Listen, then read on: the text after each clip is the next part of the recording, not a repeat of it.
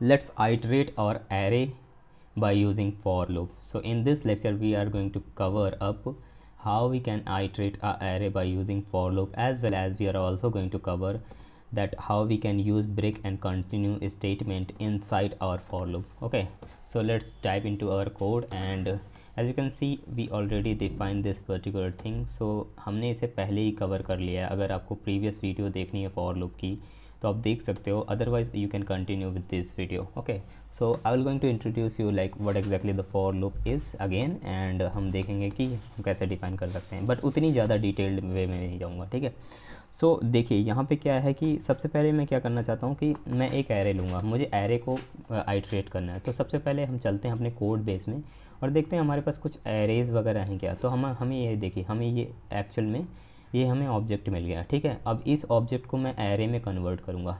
कैसे करूँगा, मैंने इसको कॉपी किया, यहाँ पेस्ट किया और उसके बाद इस पर्टिकुलर मेथड को, फंक्शन एक्सप्रेशन को मैं हटा देता हूँ और उसके बाद यहाँ पे जितनी भी की वैल्यूज़ हैं मैं उनको डिलीट कर दूँगा.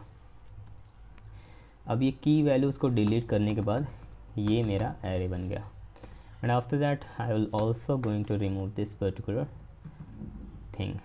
सो let me remove this one as well as remove this one and just save it. उसके बाद मैं यहाँ पे साइंस को करता हूँ, उसके बाद मैं इसको करता हूँ. Now it turn into the array. Okay, and this is the object inside the array basically, and this is first array value और ये सेकंड है और ये Peter Parker. Okay, Peter Parker, and ये हमारा एक्चुअल में ये 1995 हमारी पीटर पार्कर की एज हो गई. Okay, so how we can iterate this particular thing.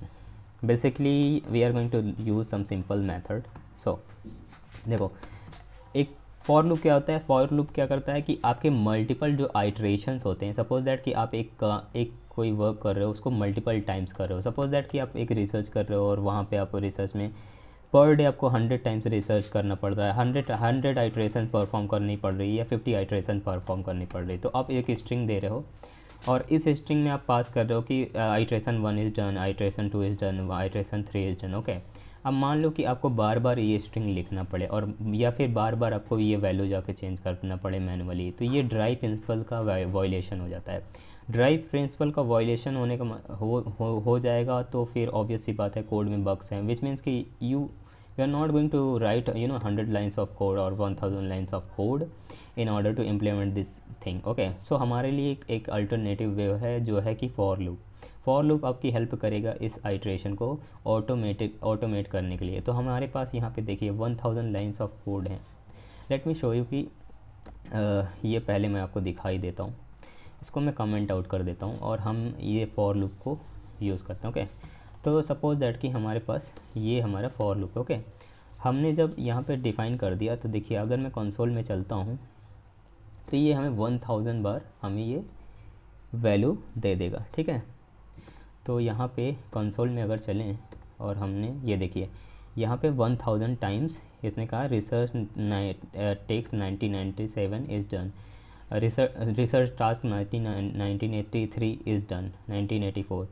अब देखो यहाँ पे क्या है कि एक यहाँ पे क्या हो रहा है कि ये एक हमने वेरिएबल लिया. ठीक है, वेरिएबल लेने के बाद हमने इसको इनिशियलाइज़ किया, ज़ीरो से स्टार्ट होगा. ठीक है, हमने हमारे यहाँ पे कंडीशन है तो जो ये इस पर्टिकुलर वेरिएबल के हिसाब से यहाँ पे क्या है कि टास्क अभी ज़ीरो है और टास्क लेस देन 100 है, तो ये कंडीशन सेटिस्फाई कर रही है.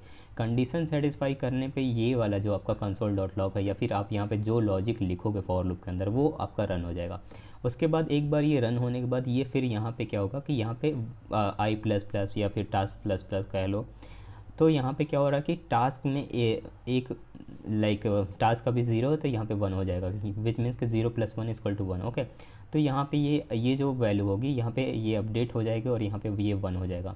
फिर यहाँ पे ये चेक करेगा 1 इज़ लेस देन 1000, तो ये चलता रहेगा. इसी तरह ये कंटिन्यू स्टेटमेंट ये सारी चलती रहेगी. ठीक है, उसके बाद आप क्या कर सकते हो कि इसी तरह यहाँ पे भी आप एरे को आइट्रेट कर सकते हो जैसे आपने यहाँ पे आइट्रेशन की. ठीक है, अब हम चलते हैं हमारे कोड की ओर. ठीक है, तो होपफुली आपको ये समझ में आ गया होगा.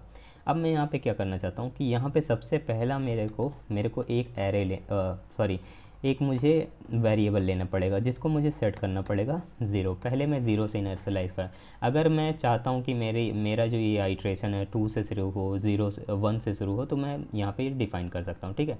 उसके बाद मेरे को यहाँ पे कंडीशन देनी पड़ेगी। तो मैं कहता हूँ कि जब तक मेरा i लेस देन 6 है, या फिर देखो यहाँ पे हमारे पास क्या है कि यहाँ पर हमारे पास 1 2 3 4 5 6 टोटल 6 हैं, ठीक है। तो मान लो मैं 5 करता हूँ, ठीक है। जब टिल 5 तक ये आपको रन करना है, ठीक है। और उसके बाद मैं यहाँ पे i प्लस प्लस को इम्प्लीमेंट कर देता हूँ। देखो i पुराना मेथड है, आप कोई भी नाम दे सकते हो, जैसे मैंने यहाँ पे टास्क वगैरह नाम दिया है। मैं यहाँ पे नॉर्मली ये i ले रहा हूँ, ठीक है। ये एक स्टैंडर्ड मेथड होता था, तो आज भी मैं इसी को यूज़ करता हूँ। अब देखो यहाँ पे क्या है कि इस पर्टिकुलर थिंग को इस पर्टिकुलर एरे को आइट्रेट करने के लिए कंसोल डॉट लॉग किया मैंने। उसके बाद मैं क्या करूँगा, क्या एरे के वेरिएबल को कॉल करूँगा, ओके। उसके बाद मैं यहाँ पे i पास करूँगा। अब देखो यहाँ पे मैं आपको बताता हूँ कि एक्चुअल में हो क्या रहा है। देखो सबसे पहले क्या होगा, यहाँ पे ये 0 है, ठीक है। अब 0 i 0 है, यहाँ पे लेस देन 5 है, यानी कि ये ट्रू है।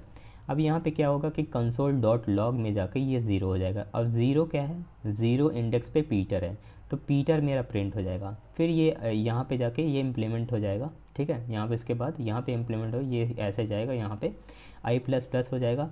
अब ये 0 की जगह 1 हो जाएगा।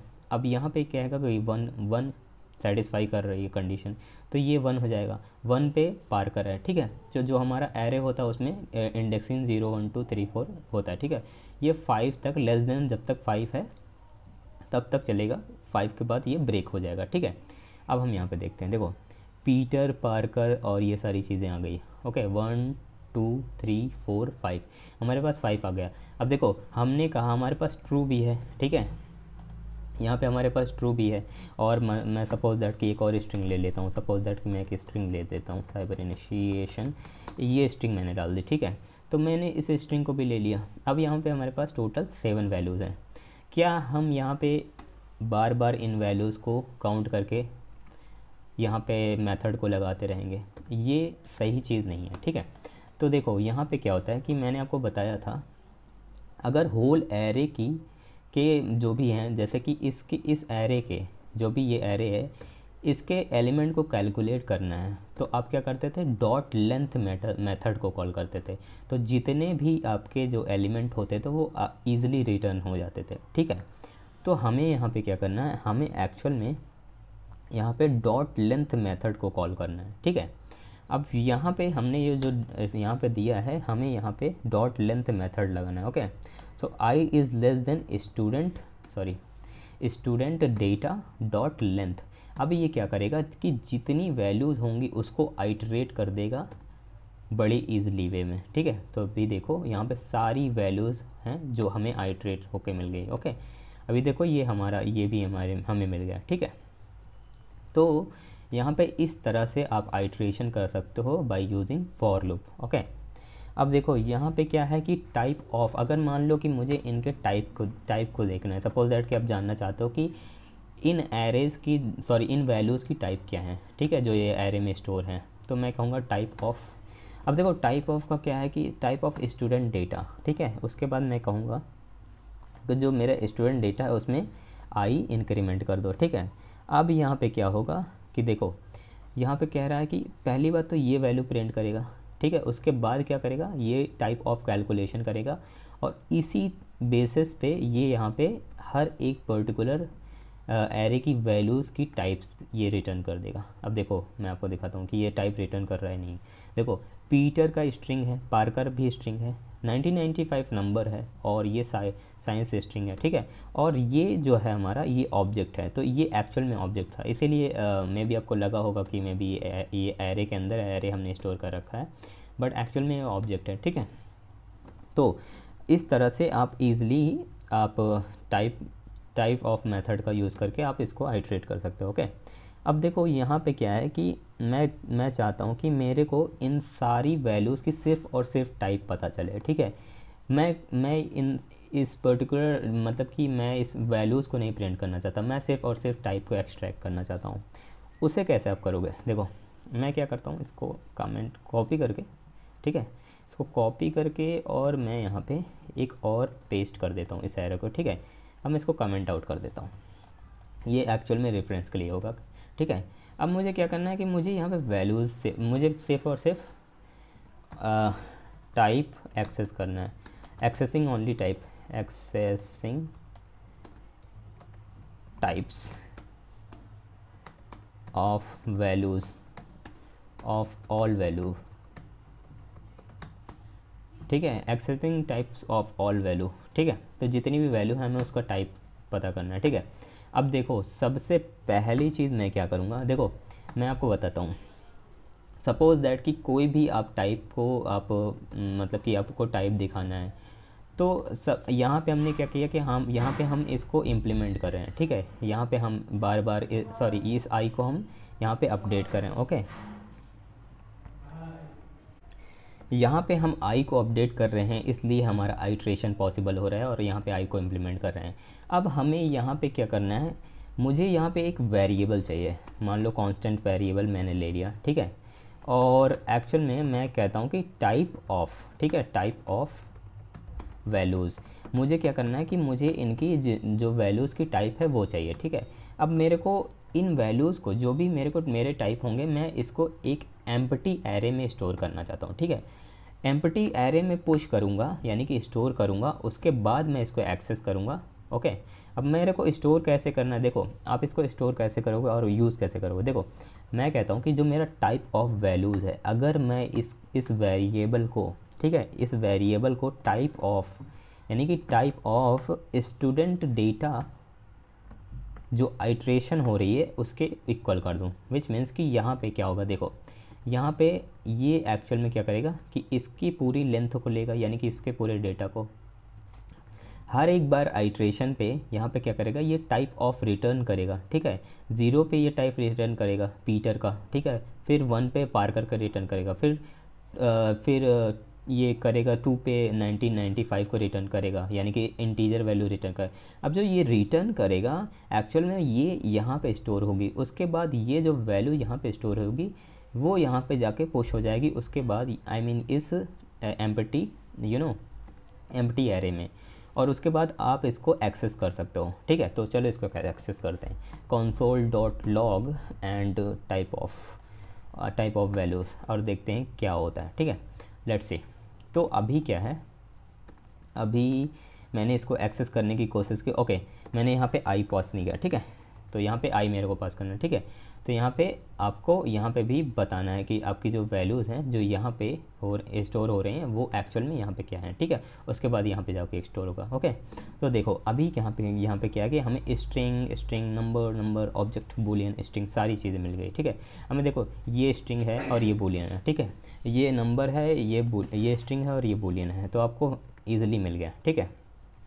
अब देखो यहाँ पे क्या है कि एक अल्टरनेट वे की बात अगर की जाए तो आपने पुश मेथड्स को यूज़ किया होगा, ठीक है। पुश मेथड में क्या होता था कि हम किसी भी पर्टिकुलर वैल्यू में यानी कि सॉरी किसी भी पर्टिकुलर एरे में हम एंड ऑफ द एरे यानी कि एंड ऑफ द एरे में हम उसको पुश कर देते थे, ठीक है। तो यहाँ पे हम क्या करने वाले हैं कि पुश मेथड का यूज़ करके यहाँ पे वैल्यूज़ को स्टोर करेंगे, ठीक है। तो सबसे पहले मैं इसको कमेंट आउट कर देता हूँ, ठीक है। देखो ये थोड़ा सा लिटिल बिट क्लीनर वे हो जाएगा। तो मान लो कि टाइप ऑफ वैल्यूज़ डॉट, ठीक है, पुश मेथड का यूज़ किया, और आपको क्या करना है, जो आपके स्टूडेंट डेटा है, ठीक है, स्टूडेंट डेटा यानी कि आई, उसको आप ईजिली स्टोर कर दो और उसके बाद ये आपका मिल जाएगा, ठीक है। So that's how you can easily access this particular thing, okay. उसके बाद मैं कहता हूँ कि मैं एक रियल वर्ल्ड एक एग्जांपल लेता हूँ, ठीक है। तो चलो हम क्या करते हैं, अभी इसको अनकमेंट कर देता हूँ, ठीक है, ठीक है। अब यहाँ पे एक रियल वर्ल्ड सिनेरियो लेते हैं। सपोज दैट कि आपके पास 1000 डेटा हैं डिफरेंट डिफरेंट पीपल्स के, जो डिफरेंट डिफरेंट ईयर्स में बॉर्न हुए हैं। अब उन सारे डेटा के अकॉर्डिंग आपको एज कैलकुलेशन करना है, ठीक है। तो एज कैसे आप कैलकुलेट करोगे, तो सपोज दैट कि मैं यहाँ पे कहता हूँ कि मैं मान लो कि मैंने कहा constant, okay, year born year, ठीक है, बॉर्न ईयर। तो मैंने कहा कि बॉर्न ईयर, मैंने कहा यहाँ पे मैंने बॉर्न ईयर इम्प्लीमेंट किया, ठीक है। तो हमने बॉर्न ईयर यहाँ पे डिफाइन किया और इस एरे में हम अलग अलग ईयर्स डालेंगे। सपोज दैट कोई 1990 में है, कोई 1998 में है, 1973, 2000, उसके बाद 1984, ठीक है। तो हमने इन सारे एरेज़ को हमने ले लिया। उसके बाद हम क्या करेंगे कि इन एजेस को जो ये एज है, तो मैंने एक कांस्टेंट वेरिएबल लिया और उसके बाद मैंने कहा कि एज, ठीक है, एजेस, इनको मैं क्या करूँगा, इनको मैं स्टोर करूँगा इस एम्प्टी एरे में, ओके। और एम्प्टी एरे में जस्ट लाइक दिस, कि जैसे हमने यहाँ पे टाइप ऑफ वैल्यूज़ को एम्प्टी एरे में स्टोर किया था, ठीक है। उसके बाद हम क्या करेंगे, हम एक फॉर लूप यहाँ पे चलाएंगे, ओके। सो मैं बार बार नहीं बताने वाला। देखो i equal to 0, okay, and i dot I is less than, let's say, born year dot length, okay, and then I plus plus, and then we are going to define our push method, okay. So that's how you can easily calculate. अब उसके बाद मैंने कहा कि edges, देखो push method कैसे define किया था, एजेस, अपने एजेस लिया था, उसके बाद अपने कहा पुश, ठीक है। अब देखो हमने अगर आपने मेरी प्रीवियस वीडियोस को देखा होगा तो मैं वहाँ पे एज कैसे कैलकुलेट करता था, प्रेजेंट ईयर देता था, 2021 चल रहा है, ठीक है। उसके बाद मैं जो बॉर्न ईयर रहता था, यानी कि जो भी मान लो कि आप हमारे यहाँ बॉर्न ईयर है, ठीक है, इस एरे को ही मैं यहाँ पे पास कर दूंगा। वहाँ पे क्या करते थे, बर्थ ईयर पास करते थे, मैंने यहाँ पे बॉर्न ईयर पास कर दिया। अब आपको ये भी पता है कि ये वैल्यू अपडेट होती रहेगी, उसके हिसाब से ये एरे को एक्सेस करता रहेगा, ठीक है। अब देखिए, अगर मैं यहाँ पे console.log एंड एजेस करता हूँ, सॉरी, console.log एजेस अगर मैं करता हूँ तो क्या देगा, डेफिनेटली ये मुझे सारी वैल्यूज़ को कैलकुलेट करके दे देगा। ये देखिए 31, 23, 48, 21, 37। अब देखो यहाँ पे बेस्ट पार्ट ये है कि एक ही बार में अगर मान लो कि थाउजेंड्स पीपल्स के एजेस होते हैं तो आप इजीली कैलकुलेट कर सकते थे और उसको मेथड्स का यूज़ करके पुश कर सकते थे उस पर्टिकुलर इंसान के डेटा में, ठीक है। तो मान लो मतलब कि आपको पता ही चल गया होगा कि ये कितना यूज़फुल हो सकता है, विच मीन्स कि आपको बार बार lines of code, thousands lines of code नहीं लिखना पड़ेगा, ओके। अब देखो कि यहाँ पे हमने ये सारी चीज़ें कर ली, ठीक है। अब हम क्या करना चाहते हैं, अब मैं आपको एक चीज़ और दिखाता हूँ, कंटिन्यू एंड ब्रेक स्टेटमेंट, ठीक है। कंटिन्यू एंड ब्रेक स्टेटमेंट के बारे में पढ़ेंगे, ठीक है। तो let's see what exactly the continue and break statement is. अब देखिए कंटिन्यू और ब्रेक स्टेटमेंट की अगर बात किया जाए तो कंटिन्यू क्या करता है कि एक्चुअल में वो एक कोड ब्लॉक को एग्जिट कर देता है, विच मीन्स कि अगर सपोज दैट कि आपने कहा कि नंबर नहीं रीड करना है तो वहाँ पे वो एग्जिट कर देगा, वहाँ पे नंबर नहीं रीड करेगा, उसके बाद वो कंटिन्यू कर देगा, ठीक है। और ब्रेक क्या करता है, वो कम्प्लीटली टर्मिनेट कर देता है लूप से, विच मीन्स कि फॉर लूप से वो टर्मिनेट करके पूरे फॉर लूप की प्रोसेस को किल कर देगा, ठीक है। अब देखिए हमें यहाँ पे क्या करना है, सबसे पहले मैं आपको कंटिन्यू स्टेटमेंट के बारे में बताता हूँ, कंटिन्यू का डिमॉन्स्ट्रेशन देता हूँ, ठीक है। देखो कंटिन्यू अगर मैं यहाँ पे कहूँ कि देखो मैं इस फॉर लूप में हूँ, ठीक है। अब इस फॉर लूप में मैं क्या करना चाहता हूँ, मैं यहाँ पे कुछ और नंबर डिफाइन करता हूँ, मान लो 100 मैंने यहाँ पे दे दिया, ठीक है। मैंने यहाँ पे 300 दे दिया, ठीक है। 1995, 300, 100 एंड ये हमारे इंटीजर वैल्यू है, ओके। अब देखो यहाँ पे क्या है कि हमने already I think for loops को डिफाइन कर रखे हैं, तो हमें कुछ ज़्यादा कुछ करने की ज़रूरत नहीं है। I am just going to copy this particular thing and paste it right here, okay. अब देखिए इसको पेस्ट कर दिया, उसके बाद हमने कहा कि रिमूव दिस थिंग, ओके। सो हमने इसे रिमूव कर दिया। उसके बाद देखो हम क्या करते हैं, सबसे पहली चीज़ हमें यहाँ पे क्या करनी है, देखो मैं यहाँ पे क्या करना चाहता हूँ, सबसे पहला कि मैं इसके टाइप्स को, जो भी इसके टाइप होंगे मैं वो प्रिंट करूँगा, और टाइप के साथ साथ मैं यहाँ पे सिर्फ और सिर्फ इंटीजर वैल्यूज़ को एक्सेस करना चाहता हूँ, ठीक है। तो यहाँ पे मैं जाता हूँ इफ़ मैं कहूँगा क्या, टाइप ऑफ, ये जो टाइप ऑफ है स्टूडेंट डेटा के टाइप ऑफ को आप मेरे को दे दो, ठीक है। उसके बाद मैं कहूँगा अगर जो टाइप ऑफ यानी कि जो टाइप ऑफ स्टूडेंट डेटा, मैं इसको प्रिंट नहीं कर रहा, मैं यहाँ पे टाइप ऑफ दिख रहा है, ठीक है। तो यहाँ पे मैं कहना क्या चाहता हूँ कि जो type of student data I है, यानी कि जो इसका डेटा आई है, अगर यानी कि if it is not equal to number, ठीक है, अगर वो नंबर नहीं है तो आप क्या करो, कंटिन्यू कर दो, ठीक है, उस स्टेटमेंट को आप कंटिन्यू कर दो, उसके बाद आप मुझे ये प्रिंट कर दो, ठीक है। तो यहाँ पे क्या कर रहा है कि ये एक्चुअल में क्या करेगा, यहाँ पे सिर्फ और सिर्फ मुझे नंबर देगा, ठीक है। नॉट ऑपरेटर का मतलब उल्टा होता है, ठीक है। तो यहाँ पे क्या है कि यहाँ पे ये सिर्फ और सिर्फ मुझे नंबर देगा। अब देखो यहाँ पे अगर देखें तो यहाँ पे मुझे जितने भी नंबर्स हैं ये मुझे यहाँ पे इजीली मिल रहे हैं, यहाँ पे एक्सेसिबल हैं, ओके। उसके बाद अगर मैं ब्रेक स्टेटमेंट की बात करूँ कि ब्रेक स्टेटमेंट क्या करेगा, देखो ब्रेक स्टेटमेंट क्या करेगा कि हम कोई भी मेथड डिफाइन करेंगे, हम जितनी समय उससे कहेंगे कि हमें ये, अगर हमें ये चीज़ मिलती है, सपोज दैट कि स्ट्रिंग मिलती है या फिर हमें कोई बूलियन मिलती है, उसके बाद उसको ब्रेक कर दो, ठीक है। तो मैं कहता हूँ कि यहाँ पे स्ट्रिंग, ठीक है, यहाँ पे स्ट्रिंग कहूँगा, लिखूँगा, उसके बाद मैं ब्रेक स्टेटमेंट का यूज़ करूँगा, तो ये पूरे के पूरे प्रोसेस को टर्मिनेट कर देगा जितनी समय इसको स्ट्रिंग मिलेगी, ठीक है। तो यहाँ पे 2 स्ट्रिंग मिली, उसके बाद इसने प्रोसेस को टर्मिनेट कर दिया, ठीक है। उसके बाद ये कोई भी वैल्यू मिलेगी ये तुरंत टर्मिनेट कर देगा, ठीक है। So that's how you can easily use break statement and continue statement, okay. So yeah, that's it. Thanks for watching. Bye bye, take care, please subscribe to my channel, and that's it.